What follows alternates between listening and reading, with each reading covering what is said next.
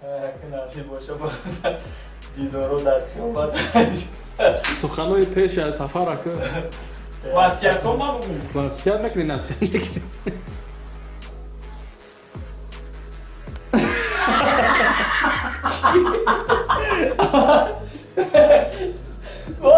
اوقی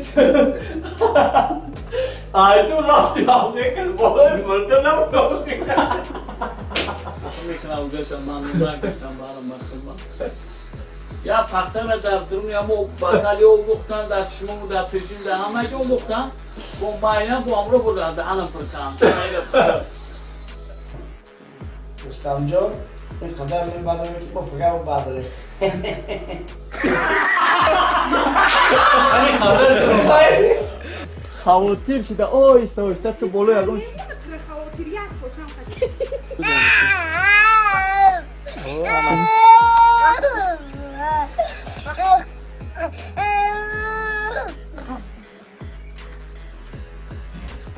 همسایه جون چیکو کردی؟ گم کرد رستم جان همدردی مرا بیان کن قبول کرد قبول کنه خیلی قشنگ باید یعنی بگیرنو با 400 پولی روان کرده مرا در بین دشمنا بگو او یوم باید دوست بیا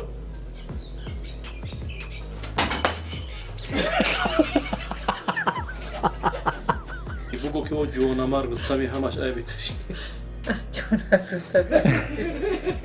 نه آقا یاد آقا تو گفتنی نمون رستمه نه رستمه